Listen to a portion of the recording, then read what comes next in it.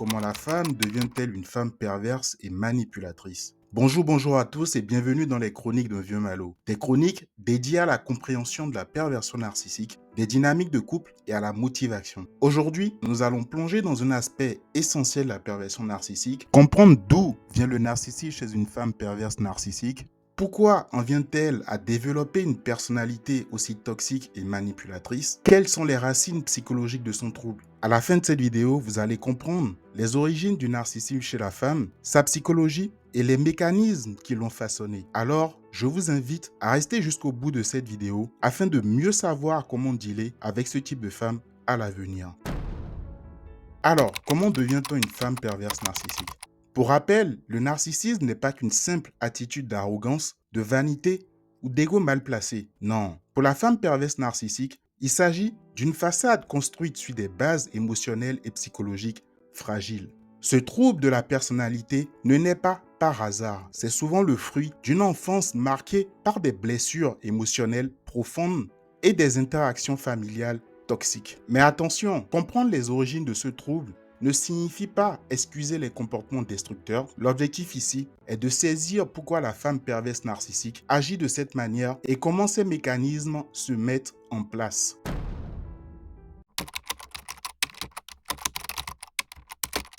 Alors, l'origine du narcissisme chez la femme perverse narcissique remonte souvent à son enfance. C'est là que se forgent les bases de sa personnalité, souvent de manière déformée. Dans de nombreux cas, la femme perverse narcissique a grandi dans un environnement où elle n'a pas reçu d'amour ni de validation nécessaire pour se développer de façon saine. Elle a pu être élevée par des parents soit absents, soit excessivement exigeants, créant ainsi un vide émotionnel. Elle peut aussi avoir grandi dans un foyer monoparental, souvent avec une mère célibataire, sans figure paternelle et masculine de confiance. Avec une mère préoccupée par le fait de refaire sa vie et à la recherche d'attention masculine à l'extérieur, négligeant ainsi ses enfants et leur faisant subir sa détresse émotionnelle, enfant, la femme perverse narcissique voyait défiler notamment des hommes à la maison sans qu'aucun ne finisse par rester avec sa mère. Mère qui lui répétera souvent que les hommes sont mauvais, son père est un irresponsable, allant jusqu'à faire savoir à sa fille qu'elle regrette de l'avoir mise au monde. Sa mère lui apprendra à mentir, tromper, utiliser, rabaisser, séduire et jouer avec les gens pour atteindre ses objectifs.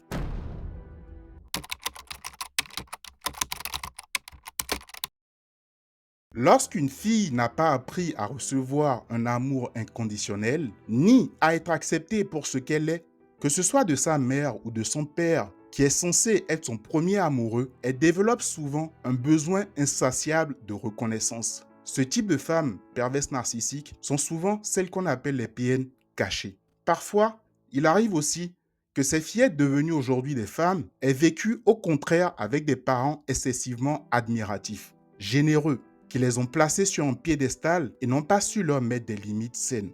Les queens, comme elles aiment bien qu'on les appelle, le féminin des enfants rois.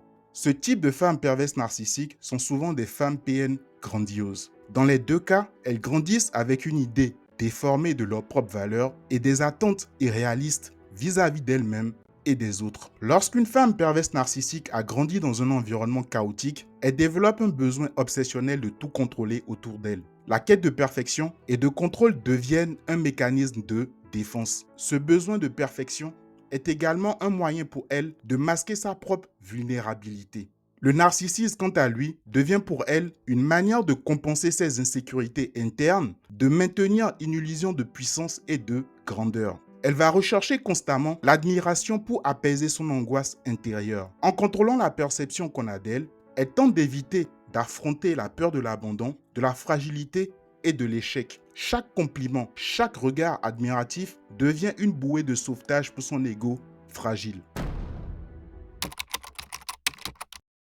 Les blessures d'enfance sont souvent les racines de ce narcissisme. Dans certains cas, la femme perverse narcissique a grandi dans un environnement où ses émotions ont été ignorées, minimisées ou même maltraitées. Cette négligence émotionnelle peut être un facteur déclencheur majeur. L'enfant apprend à se construire seul, sans avoir été soutenu par un environnement affectif stable. Dans d'autres situations, elle a pu être idéalisée par ses parents. Cela crée une pression énorme. l'enfant croit que pour être aimée, elle doit toujours être parfaite, brillante et sans faille. En grandissant, elle ne développe pas de réelle confiance en elle-même, mais une image de perfection qu'elle doit constamment maintenir, à la fois pour se protéger et pour satisfaire des attentes irréalistes. Enfant, la femme perverse narcissique a regardé ses parents interagir et a vite déterminé un fort et un faible. Puis, elle a décidé de fonctionner comme cette personne qu'elle trouve forte.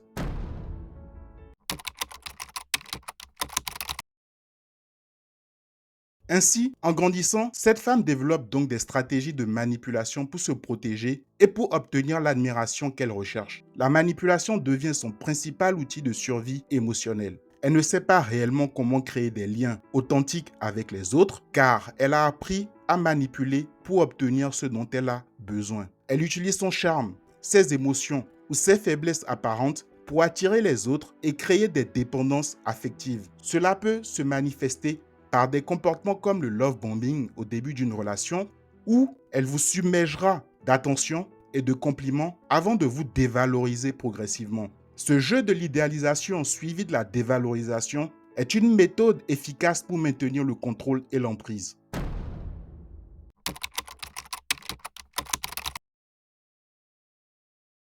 La femme perverse narcissique, bien qu'elle puisse paraître entourée de personnes, vit dans un isolement émotionnel profond. Elle n'a pas appris à créer des relations basées sur l'empathie, la réciprocité et l'authenticité. Elle voit les autres comme des moyens d'obtenir ce qu'elle veut plutôt que comme des partenaires de partage, d'échange ou avec lesquels collaborer. Pour elle, les autres sont des outils qu'elle utilise pour nourrir son ego et non des individus dignes de respect ou de véritable affection.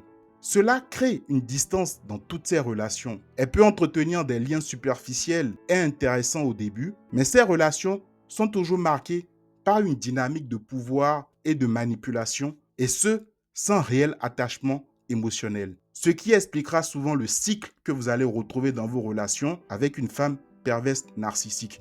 À un moment, elle en a marre de vous. Elle va peut-être aller chercher la validation dehors. Quand elle n'en trouve pas ou que ce n'est pas assez suffisant, elle reviendra vers vous.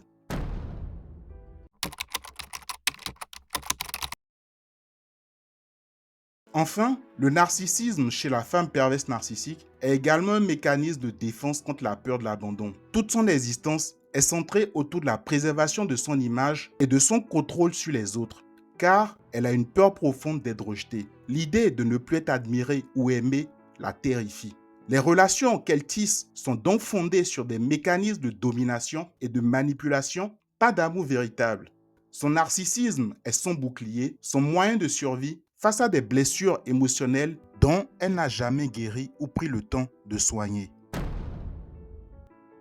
Voilà donc les principales origines psychologiques du narcissisme chez la femme perverse narcissique. Si tu reconnais des éléments parmi ce que je viens de te citer, dis-le moi en commentaire. Et sache qu'il est important que tu prennes conscience des dynamiques en jeu et de t'en protéger. Dans les prochaines vidéos, nous explorerons ces mécanismes de manipulation pas à pas, les conséquences d'une telle relation avec une femme perverse narcissique sur votre vie et comment sortir de cette relation d'emprise. Ce n'est pas une relation d'amour, c'est une relation d'emprise.